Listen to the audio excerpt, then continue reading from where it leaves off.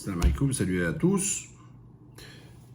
J'avais éludé justement le fait que le dossier de poursuite en l'encontre de Iqiyoussen était vide. Le tribunal a confirmé que c'était vide. Mais la question légitime que beaucoup se posent et me posent, me disent, mais la question c'est du pourquoi. Et le pourquoi, il faut le voir en deux étapes. Pourquoi lui faire la plupart des reproches, des choses où même s'il y avait eu une infraction pénale, ça aurait été frappé de ce qu'on appelle de prescription. Des choses de 2004, un mot là-bas. En plus, chaque fois, sortir une phrase de son contexte et lui faire dire ce qu'on veut.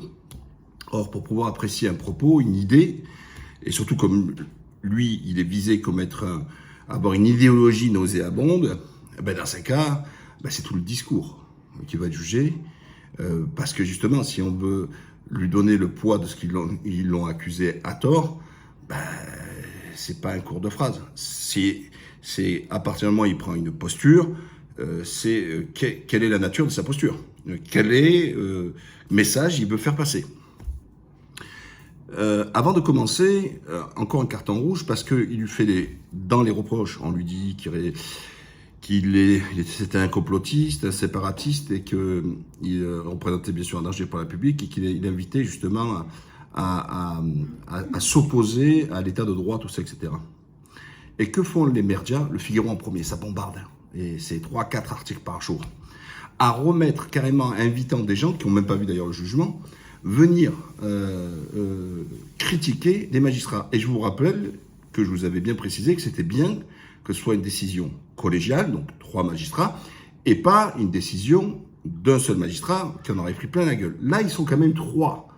Eh bien, ces complotistes du Figaro et tout ça, etc., et aussi suivis par des politiques, certains accusent justement les magistrats d'avoir un parti pris, c'est-à-dire qu'on viole le principe, surtout quand c'est des politiques, le principe de séparation des pouvoirs. Je vous le rappelle, nous avons un triptyque.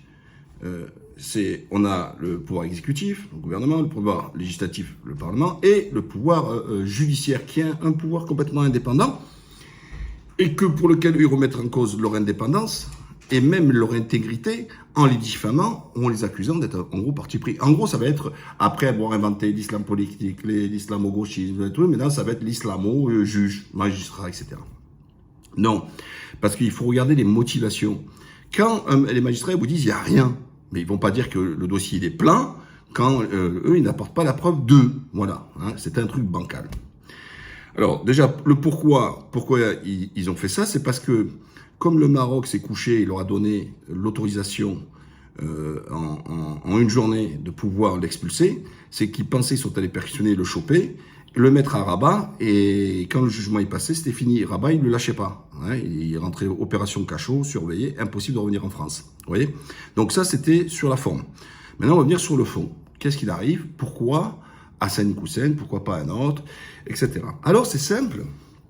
Hassan Iqiyoussen, c'est marrant parce que ses détracteurs dans le monde musulman, hein, et ces détracteurs qui lui crachent tous sans respect du contraire, là aussi, tous les plateaux, même les journalistes, se lâchent. C'est-à-dire que d'habitude, ils prennent des précautions. Attendez, monsieur ou madame, il y a la présomption d'innocence, etc. Lui, on peut même pas dire la présomption d'innocence, puisqu'il est accusé d'aucun crime, aucun délit.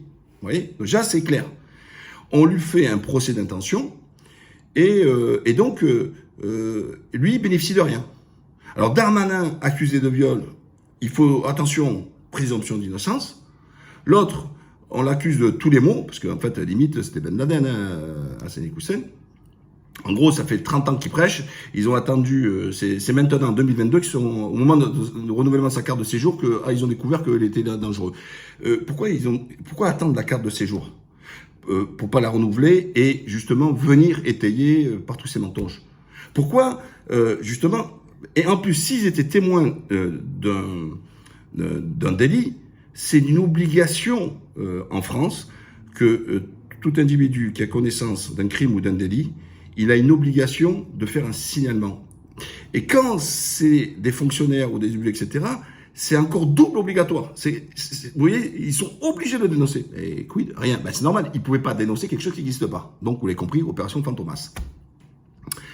Et donc, comme je vous dis, et donc tous les détracteurs et une partie de la communauté musulmane qui lui en veut, etc., alors, ils partagent la même chose. On va dire, mais qu'est-ce que Mourad, c'est pas possible ce que tu es en train de me dire. Eh bien oui. Ceux qui lui font en partie un reproche, moi aussi je lui fais des reproches, d'accord? Mais il y a une partie des gens qui lui font des reproches chez les musulmans, c'est d'avoir été l'imam républicain, l'imam qui s'est dévoyé, qui a dévoyé une partie de l'islam pour les franciser l'islam, d'avoir eu une posture réformiste, trop justement assimilationniste, tout ça, etc. Et puis de l'autre côté, Darmanin et Macron, parce que ça vient de là aussi, eh bien, ils lui reprochent là exactement la même chose. C'est-à-dire qu'ils lui reprochent d'être trop intrusifs dans leur business. Quel est le business des élus? Ben, c'est d'être élu.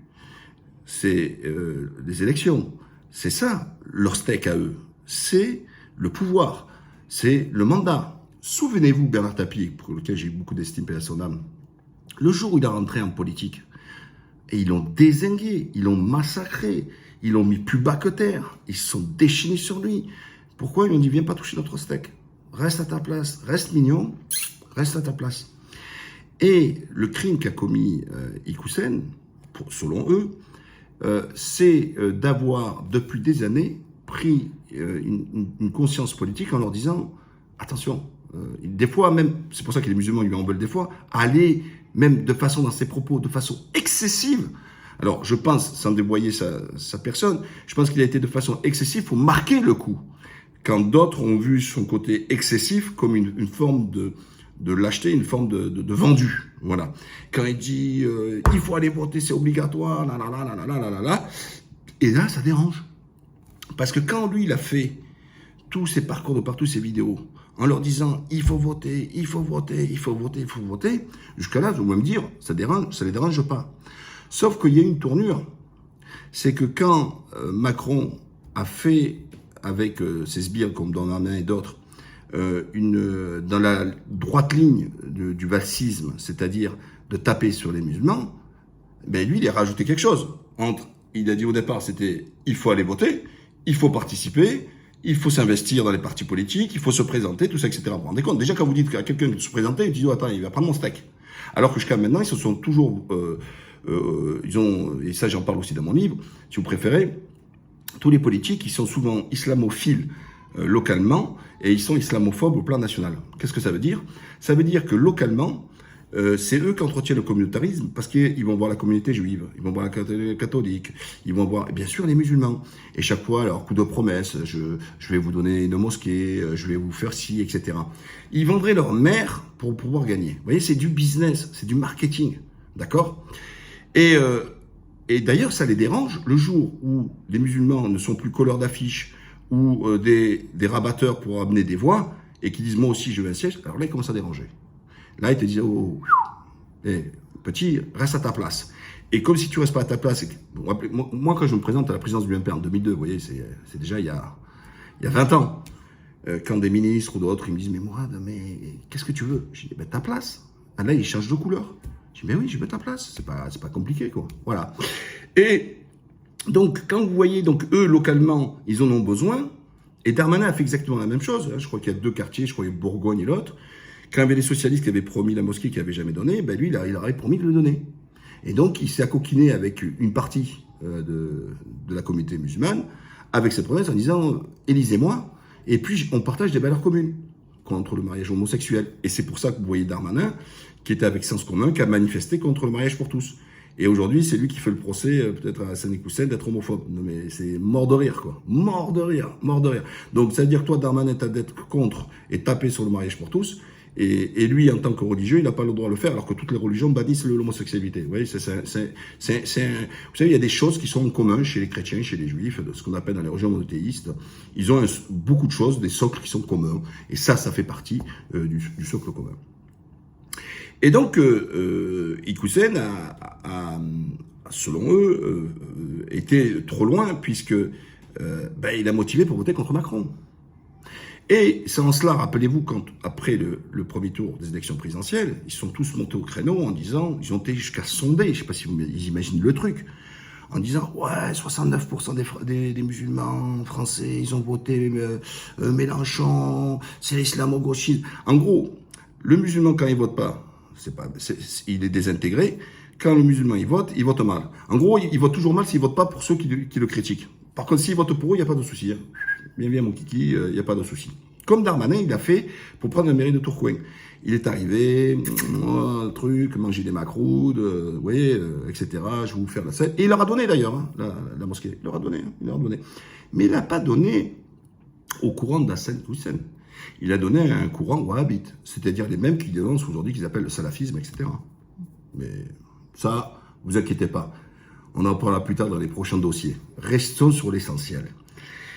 Et donc, qu'est-ce qui s'est passé? Vous savez que moi, j'avais fait une vidéo avant les élections en disant « Les musulmans sont faiseurs de rois, sont faiseurs de présidents ». Parce que c'est minimum 10% de la population électorale, et une élection, elle se joue toujours entre 45 et 55. Oui. En temps normal, c'est toujours 45. Donc, en gros, s'il y a un vote, entre guillemets, communautaire musulman, ben, il peut peser d'un côté ou de l'autre, ou pour faire perdre quelqu'un, ou pour faire gagner quelqu'un. Et au législatif, ça s'est traduit exactement comme ça. Et quand vous faites de la sociologie, vous voyez un petit peu dans la voie de la NUPS, tout ça, etc., un peu en France, ben, on se rend compte que c'est là où ils ont fait fort et ça a fait mal à Macron. Ben, c'est normal, Macron a voulu séduire l'électorat de droite dure. Ben, quand tu choisis cet électorat droite dure, certes, tu en captes une partie, mais du coup, tu te mets à dos les autres.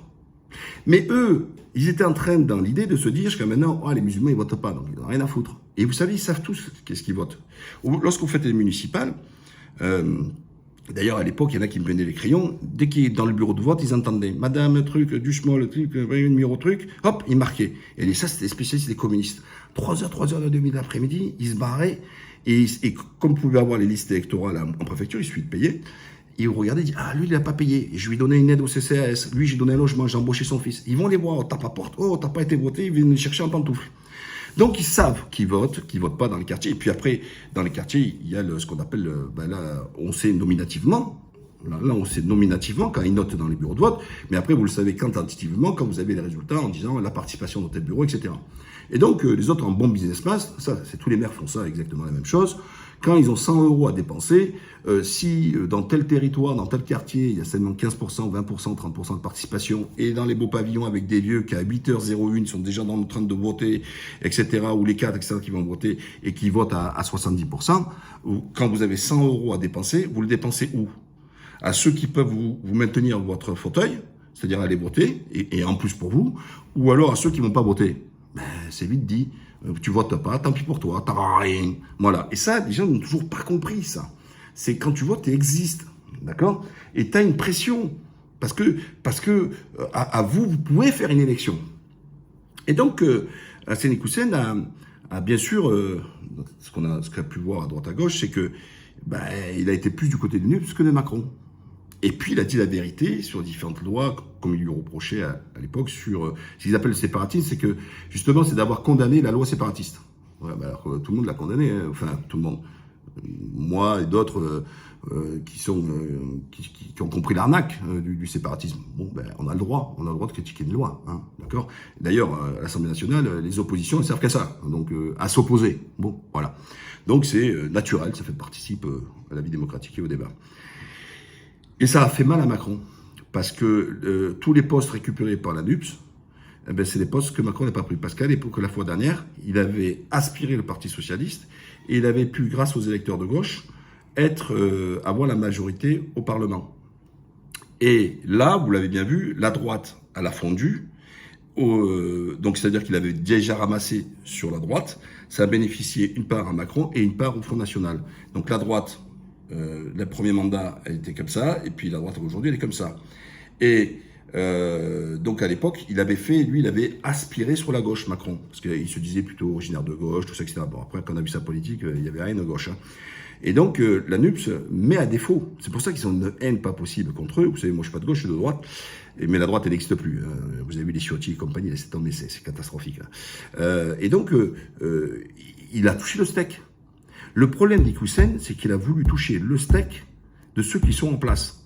Mais quand vous touchez vous comprenez ce que je veux dire? Il leur a enlevé la majorité. Enfin, C'est pas lui tout seul, il ne faut pas lui donner tous les pouvoirs, mais il est une des personnes qui a participé à faire la chute de Macron aux législatives. À ma humble place, je l'ai fait, mais moi, non pas par le jeu, parce que c'est ni mon statut, ni mon rôle, ni mes qualités, mais j'ai bataillé pour taper Macron, comme j'ai appelé à voter la blonde au premier tour et l'anti-Macron. Et aux législatives, quand j'ai vu le truc, j'ai dit il faut taper Macron, donc on se bouche le nez et on vote NUPS. Vous comprenez? Moi, je suis pas NUPS pour un centime. Voilà, je reste de droite, orphelin, parce que je suis chiracien, sans avoir des gens qui ont la même idéologie politique pour moi, c'est-à-dire une France en grand, France ensemble, réunis, et pas commencer à saucissonner les Français, les opposer les uns aux autres, pour essayer de faire des emplettes. Parce que c'est toujours ce jeu-là, et c'est ce que fait Darmanin. Donc, la meilleure façon pour se venger contre Ikoussen, c'était de lui dire, on renouvelle ton truc, on te dégage. Donc le préfet va dire, on te dégage de suite. Comme ça, tu feras plus de campagne, tu feras plus rien pour nous. Parce qu'il a touché à la gamelle. Et parce qu'il a appelé à voter, et en plus, il n'a pas à voter pour forcément pour eux. Tout simplement. Mais aucun média, à part Mediapart. Et Mediapart continue à travailler, à enquêter, tout ça, etc. Je pense qu'on va avoir encore des sacrées surprises. Là-dessus, les autres, non, ils sont tous dans un thème. Mais comment alors avant, même Darmanin dire grâce à la loi séparatiste, vous avez vu, il a gonflé le torse. Vous voyez, mais aucune précaution, ni oratoire, ni rien. Comment dire, il n'a rien compris. Parce que moi, quand j'ai commencé au RPR en politique, la première chose qu'on nous apprend en politique, on nous dit n'insulte pas l'avenir. Lui, en prenant, en bombant le torse, en étant affirmatif sûr de lui, il bombe le torse et il dit c'est grâce à la loi séparatiste. Sauf que déjà, sur la forme, la loi séparatiste n'a jamais pu à agir sur lui, puisque tous les faits qui lui sont reprochés sont antérieurs à cette loi. Et en termes de droit, la rétroactivité n'existe pas. Ça, c'est la première des choses. Après, au pire, il n'y a eu pas eu de poursuite. Donc, et dans tous les cas, s'il y avait eu une poursuite, il aurait fallu être condamné, etc. Et puis, dans tous les cas, il y a un délai de prescription, puisqu'il n'y a plus de temps le temps est trop passé pour pouvoir poursuivre. Bref, ça rentrait trop dans les détails. Il le savait. Et pourquoi il prend un truc en disant grâce à ma loi, c'est parti, grâce au truc, tout ça, etc. En fait, il a voulu faire ses emplettes électorales. Comme il est bon ton en France de chier sur les musulmans, de marcher sur les musulmans, il n'y a pas un jour où il ne parle pas de l'islam. C'est plus fort qu'eux. Aller sur le Figaro, tout ça, c'est hallucinant. Alors en général, c'est comme ça. Hein. On crache sur les musulmans sur la politique intérieure et on crache sur la Turquie sur la politique extérieure. Vous voyez, toujours Erdogan, islamiste, les trucs. Par contre, là maintenant, qui file des céréales, qui arrive à libérer les trucs, hein, tout le monde salue Erdogan, etc. Ben ça, non. Ouais. Vous voyez ce que je veux dire? Voilà. C'est encore un autre sujet sur l'histoire de la Turquie d'Erdogan. Et donc, pour Ikoussen, il a commis, pour eux, il a commis l'erreur d'inciter, justement, en gros, il était trop républicain, trop français. Et ils auraient pu dire aussi qu'il ne respecte pas la laïcité, parce que dans ce cas, mais ils ne pouvaient pas le dire. Parce que quand on appelle à voter ou qui vient sur le schéma politique, ils auraient pu prétendre dire « Oh, mais attendez, il ne respecte pas la laïcité, puisque en tant qu'imam et prédicateur, il donne des consignes de vote. » Bon, désolé, hein, les autres, ils font les mêmes consignes de vote. Hein. Et puis après, on voit le CRIF. Hein. Le CRIF, il dit non, on ne veut pas ni la NUPS, ni l'extrême droite. Donc en gros, c'est Macron ou Pécresse. Donc c'était ça. Hein. Donc en gros, l'appel du CRIF, tout ça, etc. Donc voilà le pourquoi de Hassani Ikoussen et tout ce mécanisme. Maintenant, ce qui est important aussi de savoir, c'est tant mieux que la justice s'est prononcée. Là, il va y avoir le Conseil d'État dans les prochains jours pour avoir ce qu'on appelle la décision définitive sur la première partie, c'est-à-dire sur la forme, sur la suspension et attendant après la procédure du fond. Et ça vous en dit long.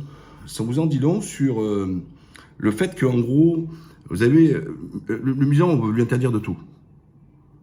On lui reproche, vous vous rendez compte quand même, on lui reproche pourquoi ils ont voté la NUPS à 69%, au Mélenchon. Mais pourquoi tu fais ça? Mais en fait, dites-moi, pour qui ils doivent voter? C'est hallucinant ça. Donc en gros, ces médias et ces merdes de politique exigent que les musulmans, en fait, ils veulent qu'on revienne à l'époque, je vous le dis, à l'époque coloniale, à l'époque de l'Algérie française sous mes parents, etc., où ils n'avaient pas le droit de vote, il faut le savoir, hein, d'accord? Et ils n'avaient pas le droit de citer, ils n'avaient même pas le droit à la laïcité, puisque c'est les préfets qui contrôlaient la loi du vendredi. hein, tout ça, etc. Alors en fait, toutes les choses qui les opposent aujourd'hui aux musulmans aujourd'hui de France, hein, sur le territoire métropole, c'est marrant ça. Hein. Eh oui, parce que l'Algérie était française en 1905 et vous n'avez pas voulu l'appliquer. Parce qu'en fait, ils dérangent. Et au pire, quand ils disent, ouais, vous vous rendez compte, avec des trucs communautaires. Mais vous faites que ça. Moi, j'ai fait 2 présidentielles, d'accord, avec Chichi. L'association des escargots qui vous écrit, donc il faut leur dire oui, en effet, on est attaché aux escargots. L'association des amis des pissenlits, ah oui, mais il n'y a pas plus. Et vous lisez mon livre sorti en 2006, ne leur dites pas que français chaud, il me croit arabe, où j'explique comment les politiques organisent le communautarisme, mais c'est eux qui sont là. Quand ils font les trucs spéciaux pour LGBT, mais c'est pour un vote communautaire. Mais vous croyez quoi, que c'est gratos ou quoi? Ils font rien de gratos. Ils vont, quand chassent les chasseurs, le parti des chasseurs, tout ça, etc., ils ont dit, ouais, on appelle Macron. Ils ont négocié avec Macron d'accord, des accords, et après, on a les chasseurs. Donc, c'est un vote catégoriel, vous voyez. Mais il y en a des tonnes. L'association de la protection des animaux, il y a l'association des handicapés. Ah, alors, ils vont voir, vous les voyez dans les forums, dans les trucs. Oui, en effet, rappelez-vous encore Sarkozy et les autres, sens commun sur le mariage pour tous, à qui va faire le concours, qui va annuler, tout ça, etc., la loi du mariage homosexuel. Ils passaient un par un pour qu'à la fin, cette association dise lequel on a choisi dans le cadre de la primaire, etc., présidentielle. Mais ça dérange pas. Je vous l'ai déjà dit, 2 blancs qui se réunissent, non musulmans, c'est l'universalisme. 2 musulmans qui se rassemblent, c'est du communautarisme. Voilà.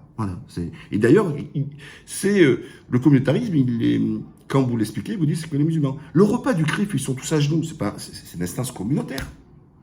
Les musulmans, s'ils font la même chose, ils vont dire waouh, c'est pas possible, comme le tarif, etc. Mais tous à genoux au CRIF, voilà, en plus, où souvent ils viennent à l'appui pour soutenir Israël et souvent critiquer la position politique de la France. Et là, il n'y a pas de séparatisme, il n'y a pas de relation avec un État sioniste étranger. Non, ça passe. Il n'y a pas frères musulmans, Qatar, le même Qatar qu'on fait le procès. Qatar, propriétaire du Paris Saint-Germain, pas de souci. Hein.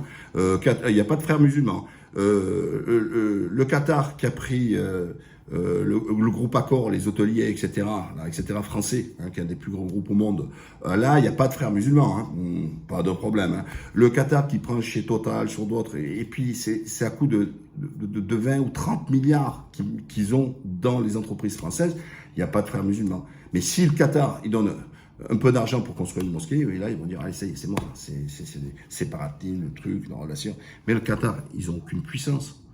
Ils sont soumis, si ce n'est pas les Turcs qui les protègent avec les soldats turcs, ils se font laminer. C'est des petits pays, c'est micro-pays. Et la seule exclusion, c'est de l'oseille. Mais ils n'ont pas cette puissance-là, ils ne sont pas dans leur truc. D'ailleurs, les frères musulmans, c'est souvent les frères business. Vous voyez, les gens, ils leur donnent toujours une vertu religieuse, mais ils s'en tapent. Vous croyez que le Qatar ne gagne pas de l'argent avec l'alcool et le porc qu'ils vendent dans leurs hôtels du groupe Accor, tout ça, etc. Et vous croyez qu'au PSG, ils vendent pas de la bière, ils gagnent pas de l'argent sur la buvette, sur la côtelette des trucs. Et quand le Qatar fait sa fête dans son ambassade, ils servent à gogo de l'alcool. Arrêtez. C'est les frères mus qui s'amusent. Hein. Les frères musulmans, c'est souvent du frère business. Vous comprenez ce que je veux dire?